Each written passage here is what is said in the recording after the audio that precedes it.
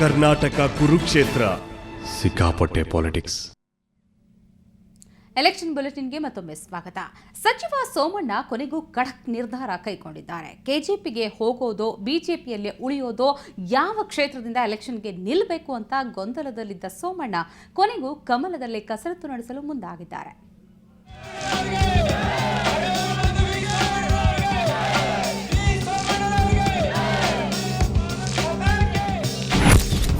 ಬಿಜೆಪಿಯಲ್ಲೇ ಉಳಿತಾರಂತೆ ಸೋಮಣ್ಣ.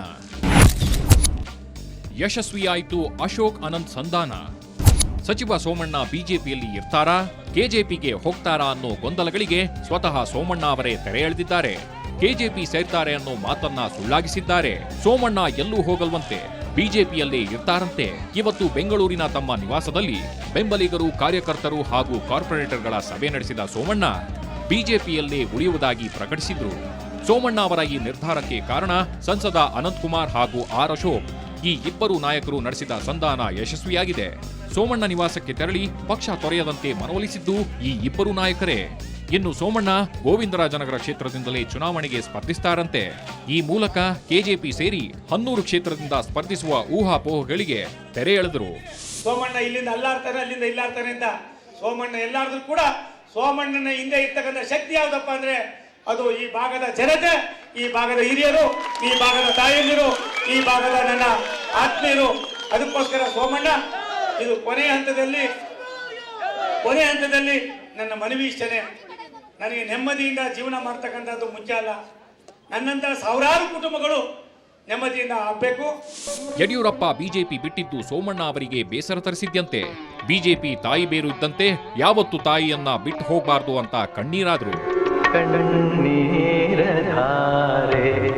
ಇದೇಕೆ ಇದೇಕೆ ಕಣ್ಣೀರಧಾರೆ ಇದೇಕೆ ಇದೇಕೆ. ಇದೇ ವೇಳೆ ಮಾತನಾಡಿದ ಸಂಸದ ಅನಂತಕುಮಾರ್, ಸೋಮಣ್ಣ ಬಿಜೆಪಿಯ ಶಕ್ತಿ. ಅವರು ಬೆಂಗಳೂರಿಗೆ ಮಾತ್ರ ಸೀಮಿತರಲ್ಲ, ಅವರು ಕರ್ನಾಟಕದ ವಸತಿ ವೀರ, ಅಭಿವೃದ್ಧಿಯ ಕಣ್ಣು ಅಂತ ಹಾಡಿ ಹೊಗಳಿದ್ರು. ಸೋಮಣ್ಣ ಗೋವಿಂದರಾಜನಗರ ಅಥವಾ ವಿಜಯನಗರದಿಂದಾದ್ರೂ ಸ್ಪರ್ಧಿಸಬಹುದು ಅಂತ ಅಶೋಕ್ ಹೇಳಿದ್ರು.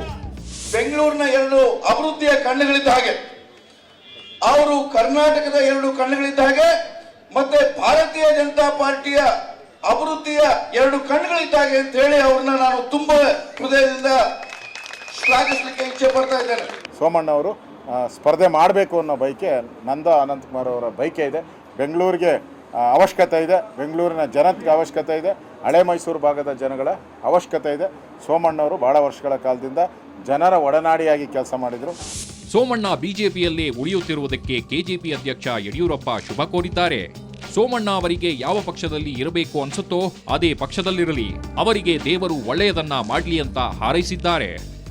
ಎಲ್ಲಿ ಯಾರು ನನ್ನ ಜೊತೆಗೆ ಬಂದಿದ್ದಾರೆ ಅವ್ರಿಗೆ ಸ್ವಾಗತ ಮಾಡಿದ್ದೇನೆ. ಯಾರಲ್ಲಿ ಎಲ್ಲಿ ನಾನು ಇರೋವಂಥ ಕಡೆ ನನಗೆ ಹೆಚ್ಚು ಕ್ಷೇಮ ಒಳ್ಳೆಯದಾಗುತ್ತೆ ಅನ್ನೋದ್ರೆ ಅವ್ರಿಗೆ ಒಳ್ಳೆಯದಾಗಲಿ. ಮತ್ತು ಅವರವರ ಹಿತದೃಷ್ಟಿಯಿಂದ ಅವ್ರು ಏನು ತೀರ್ಮಾನ ತಗೊತಾರೆ ಅದಕ್ಕೆ ನಂದೇನೂ ಅಭ್ಯಂತರ ಇಲ್ಲ. ಯಾರಿಗೂ ಸಹ ನನ್ನ ಜೊತೆ ಬರಬೇಕು ಅಂತ ನಾನು ಅಪೇಕ್ಷೆನೂ ಪಡೋಲ್ಲ, ಬರಲಿಲ್ಲ ಅಂತ ಬೇಸರನೂ ಪಡೋದಿಲ್ಲ, ಅವ್ರಿಗೆ ಕೆಟ್ಟದ್ದನ್ನು ಬಯಸೋದಿಲ್ಲ. ಅಂತೂ ಇಂತೂ ಸೋಮಣ್ಣ ಅವರನ್ನ ಪಕ್ಷದಲ್ಲೇ ಉಳಿಸಿಕೊಳ್ಳುವಲ್ಲಿ ಬಿಜೆಪಿ ನಾಯಕರು ಯಶಸ್ವಿಯಾಗಿದ್ದಾರೆ. ಈ ಮೂಲಕ ಮಾಜಿ ಸಿಎಂ ಯಡಿಯೂರಪ್ಪ ಅವರಿಗೆ ಸೆಡ್ಡು ಹೊಡೆದಿದ್ದಾರೆ.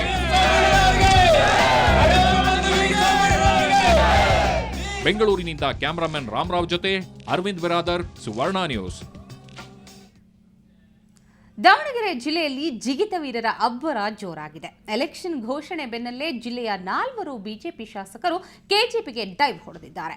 ಅಷ್ಟಕ್ಕೂ ಇವರು ಕೆಜೆಪಿಗೆ ಬಂದಿದ್ಯಾಕೆ, ಬಿಎಸ್ವೈಗೆ ಯಾಕೆ ಇಷ್ಟೊಂದು ನಿಷ್ಠೆ ತೋರಿಸ್ತಾ ಇದ್ದಾರೆ ಅನ್ನೋ ಪ್ರಶ್ನೆಗಳು ಕಾಡತೊಡಗಿವೆ. ಈ ಪ್ರಶ್ನೆಗಳಿಗೆ ಉತ್ತರ ಇಲ್ಲಿದೆ.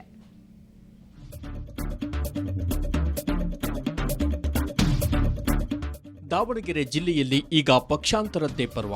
ಕಳೆದ ಬಾರಿ ಬಿಜೆಪಿಯಿಂದ ಗೆದ್ದವರು ಈಗ ತೆಂಗಿನಕಾಯಿ ಹಿಡಿದಿದ್ದಾರೆ. ಹೊನ್ನಾಳಿ ಕ್ಷೇತ್ರದಿಂದ ರೇಣುಕಾಚಾರ್ಯ, ಹರಿಹರದ ಬಿಪಿ ಹರೀಶ್, ಚನ್ನಗಿರಿಯ ಮಾಡಾಳ್ ವಿರೂಪಾಕ್ಷಪ್ಪ ಹಾಗೂ ಜಗಳೂರಿನ ಎಸ್ವಿ ರಾಮಚಂದ್ರ ಬಿಜೆಪಿಯಿಂದ ಕೆಜೆಪಿಗೆ ಹಾರಿದ್ದಾರೆ. ಇದು ಬಿಜೆಪಿ ಸೇರಿದಂತೆ ಎಲ್ಲಾ ಪಕ್ಷಗಳಿಗೂ ತಲೆನೋವಾಗಿದೆ. ಇಷ್ಟು ದಿನ ಬಿಜೆಪಿ ಸರ್ಕಾರದಲ್ಲಿ ಇದ್ದ ಇವರೆಲ್ಲ ಸಡನ್ ಆಗಿ ಕೆಜೆಪಿ ತೆಕ್ಕೆ ಸೇರಿರೋದ್ರ ಹಿಂದೆ ಭಾರೀ ಲೆಕ್ಕಾಚಾರಗಳೇ ಇವೆ. ಅದೇನಂದ್ರೆ 4 ಮತಕ್ಷೇತ್ರಗಳಲ್ಲಿ ವೀರಶೈವ ಲಿಂಗಾಯತರೇ ಡಾಮಿನೇಟ್. ಹಾಗಾಗಿ ಬಿಎಸ್ವೈ ಹಿಂದೆ ಹೋದ್ರೆ ಮತ್ತೆ ಗೆಲ್ಲಬಹುದು ಅನ್ನೋ ವಿಶ್ವಾಸ ಇವರದ್ದು. ಮಾಜಿ ಸಚಿವ ರೇಣುಕಾಚಾರ್ಯ ಸ್ಪರ್ಧಿಸುವ ಹೊನ್ನಾಳಿಯಲ್ಲಿ ಸುಮಾರು 38,000 ಲಿಂಗಾಯತರಿದ್ದಾರೆ. ಬಿಪಿ ಹರೀಶ್ ಸ್ಪರ್ಧಿಸುವ ಹರಿಹರದಲ್ಲಿ 66,000 ಲಿಂಗಾಯತರು. ಮಾಡಾಳ್ ವಿರೂಪಾಕ್ಷಪ್ಪ ಸ್ಪರ್ಧಿಸುವ ಚನ್ನಗಿರಿಯಲ್ಲಿ 49,000 ಹಾಗೂ ಎಸ್ವಿ ರಾಮಚಂದ್ರ ಸ್ಪರ್ಧಿಸುವ ಜಗಳೂರು ಕ್ಷೇತ್ರದಲ್ಲಿ 45,000 ಲಿಂಗಾಯತ ಮತದಾರರಿದ್ದಾರೆ. ಹಾಗಾಗಿ ಬಿಎಸ್ವೈ ನೇತೃತ್ವದ ಕೆಜೆಪಿ ಬೆಂಬಲಿಸಿದ್ರೆ ಲಿಂಗಾಯತ ಮತಗಳು ತಮಗೆ ಬೀಳುತ್ತವೆ ಅನ್ನುವ ತಂತ್ರ ಪಕ್ಷಾಂತರಿಗಳದ್ದು. ಹೇಗಾದರೂ ಮಾಡಿ ಲಿಂಗಾಯತ ಮತದಾರರನ್ನ ಓಲೈಸಿಕೊಂಡು ಉಳಿದ ಜಾತಿಯವರನ್ನ ಸೆಳೆದ್ರೆ ಗೆಲುವು ಗ್ಯಾರಂಟಿ ಅನ್ನೋ ಲೆಕ್ಕಾಚಾರ ಈ ಮಾಜಿ ಶಾಸಕರದ್ದು. ಇವತ್ತು ನಾನು ಬೇರೆ ನಿರ್ಧಾರ ತೆಗೆದುಕೊಂಡು ಬೇರೆ ಪಕ್ಷದಿಂದ ನಿಲ್ಲಬೇಕು ಅಂತ ನಾನು ಒತ್ತಾಯಿಸ್ತಾ ಇದ್ದಾರೆ. ಆ ಕಾರಣಕ್ಕೋಸ್ಕರ ನನ್ನ ಸ್ಥಾನಕ್ಕೆ ರಾಜೀನಾಮೆ ಕೊಟ್ಟು ನನ್ನ ಮತದಾರ ಬಾಂಧವರು, ನನ್ನ ಸ್ನೇಹಿತರು, ಅಭಿಮಾನಿಗಳು, ಹಿರಿಯರನ್ನು ಕೇಳಿಬಿಟ್ಟು ನಾನು ನಿರ್ಧಾರ ತೆಗೆದುಕೊಳ್ತಾ ಇದ್ದೀನಿ. ಬಹುಶಃ 7ನೇ ತಾರೀಕು ನಾನು ಎಲ್ಲ ಸಮ್ಮುಖದಲ್ಲಿ KJP ಸೇರಬೇಕಂತ ಯಡಿಯೂರಪ್ಪನವರ ಜೊತೆಗೆ. ಯಾಕಂದರೆ ನನಗೆ ಕಾಂಗ್ರೆಸ್ಸಿಂದ BJP ಕರ್ಕೊಂಬಂದವರು, ಈಗ ನಂತರ ನನ್ನನ್ನು KJP ಕರ್ಕೊಳ್ಕೊಳ್ತಾರೆ ಅವರು. ಆದ್ದರಿಂದ ಯಡಿಯೂರಪ್ಪನವ್ರ ಜೊತೆ ನಾನು ಹೋಗ್ಬೇಕಂತ ಇಷ್ಟಪಟ್ಟಿದ್ದೀನಿ. ಒಟ್ಟಾರೆ ಗೆಲ್ಲುವ ಕುದುರೆಗಳನ್ನ ಕೆಜೆಪಿ ತನ್ನ ತೆಕ್ಕೆಗೆ ಸೆಳೆದುಕೊಂಡಿದೆ. ಹಾಗಾಗಿ ಬಿಜೆಪಿ ಇಲ್ಲಿ ಬರಿಗೈ. ಈ 4 ಕ್ಷೇತ್ರಗಳಲ್ಲಿ ಸೂಕ್ತ ಅಭ್ಯರ್ಥಿಗಳ ಹುಡುಕಾಟಕ್ಕೆ ಕಮಲ ಪಡೆ ಮುಂದಾಗಿದೆ. ಆದರೆ ಬಿಜೆಪಿಯಿಂದ ಕೆಜೆಪಿಗೆ ಜಂಪ್ ಹೊಡೆದಿರುವ ಜಿಲ್ಲೆಯ ಈ 4 ಮಾಜಿ ಶಾಸಕರ ಲೆಕ್ಕಾಚಾರ ಫಲಿಸುತ್ತೋ ಇಲ್ಲ ಪಲ್ಟಿ ಹೊಡೆಯುತ್ತೋ ಅನ್ನೋದನ್ನ ಕಾದು ನೋಡಬೇಕಿದೆ.